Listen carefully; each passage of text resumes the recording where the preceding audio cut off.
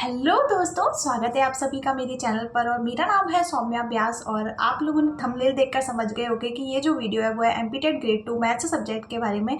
मेरा भी मैथ्स से एग्ज़ाम है और वर्ग 2 का। इससे पहले मैंने 2018 में एग्ज़ाम दिया था जब मेरा लास्ट ईयर चल रहा था, और उस टाइम पे मेरे 97 मार्क्स थे। इस ड्यूरेशन में 2018 से 2025 की ड्यूरेशन में मैंने काफ़ी अदर एग्जाम्स की भी तैयारी की है, जिसमें मैंने काफ़ी सारी साइंस की बुक परचेस की, जैसे कि हिस्ट्री हो गई, एनसीईआरटी हो गई और साइंस की लूसेंट हो गई। काफ़ी सारी बुक्स हैं और मैंने एमपीपीएससी की प्रिपरेशन की थी। तो उस टाइम पर भी पेपर थर्ड जो है पूरा का पूरा वो साइंस बेस्ड हुआ करता है, तो उसकी वजह से भी मैंने काफ़ी सारी चीज़ें ली थी। तो पर हो क्या रहा है ना कि जब आप कंफ्यूज हो जाते हो, आपके पास बहुत सारा डेटा होता है। फिर मैंने बहुत मेहनत करने के बाद में सिलेबस को डिकोड किया और चीज़ें देखी कि काय में से पढ़ना सबसे ज़्यादा अच्छा रहेगा। तो काफ़ी सारी चीज़ें देखने के बाद में मुझे ये चीज़ समझ आई कि मैथ्स 10 यूनिट आ रही है और फिजिक्स और केमिस्ट्री की आ रही है 5-5 यूनिट।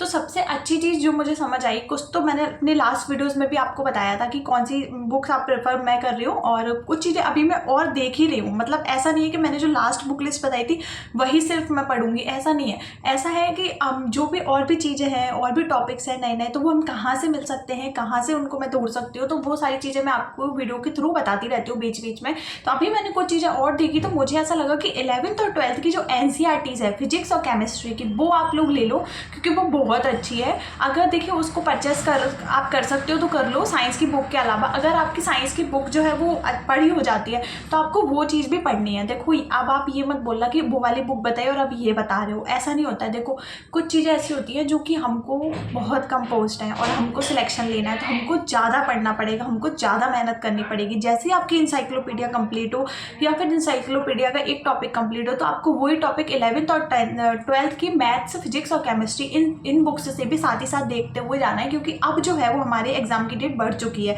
पहले ऐसा था कि काफ़ी कम टाइम था, तो हमने सोचा था कि कोई बात नहीं, एक बुक प्रेफर करते हैं और उससे रिवीजन भी करेंगे। पर अभी जो है अच्छा खासा 1.5 महीने का टाइम है, तो हमें अब एक्स्ट्रा और भी चीज़ें लेकर चलनी है ताकि हमारे जो मार्क्स हैं वो टेस्ट वगैरह में अच्छे आएँ। तो ये वाली चीज़ मैं आपको बताना चाहती हूँ कि 11th और 12th की फिजिक्स, केमिस्ट्री और मैथ्स तीनों ले लो। नहीं मिल रही है तो खरीद लो, पर ये बहुत आपको नंबर इंक्रीज करने में काम आएगी। मैं खुद लेने वाली हूँ आज जाकर, ठीक है।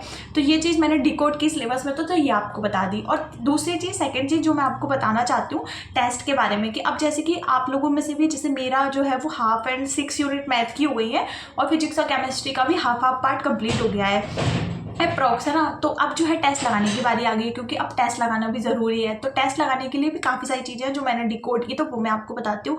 एक मैंने चीज़ देखी थी टेक्स्ट बुक पे, जो कि टेक्स्ट बुक पर आप ले सकते हो, 7-8 टेस्ट डले हुए हैं शायद उसमें। उसके अलावा जो है आप विनर्स के टेस्ट लो, क्योंकि विनर्स का जो यहाँ से भी मिल रहे हैं ना, आप 2 से 3 पब्लिकेशन के टेस्ट लो। एटलीस्ट आपको 30 से 40 टेस्ट FLT लगाना चाहिए, मतलब पर डे अब आप एक FLT ज़रूर लगाओ।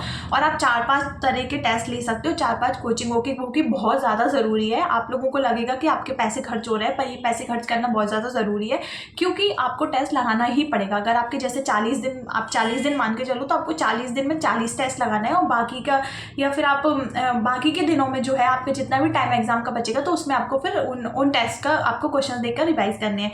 तो आपको क्या करना है, विनर्स का ले सकते हो आप, और टेक्स्ट बुक पे मिल रहा है आपको 8-10 टेस्ट। एक सत्याधि करके है, उस पर मिल रहे हैं। और भी आपको मैं आगे बताती जाऊंगी कि कहाँ के टेस्ट ज़्यादा अच्छे हैं। तो आपको अप्रोक्स 40-50 टेस्ट लगाने हैं, तो पर डे का एक टेस्ट लगाना है। तो ये जो है अपने रूटीन में जो है इसको इंक्लूड कर लो कि आपको टेस्ट लगाने ही लगाने हैं। तो ये अभी थोड़ी थोड़ी चीज़ें हैं जो कि मैंने डिकोड की थी और जो मैं अपने रूटीन में अप्लाई करने वाली हूँ। तो मुझे लगा कि आप लोगों के साथ भी शेयर कर दूँ। और अगर आप लोगों को ये वाला वीडियो पसंद आए तो इसको प्लीज़ लाइक ज़रूर करके जाना, शेयर कर देना, चैनल को सब्सक्राइब कर लेना। मिलते हैं नेक्स्ट वीडियो में, धन्यवाद।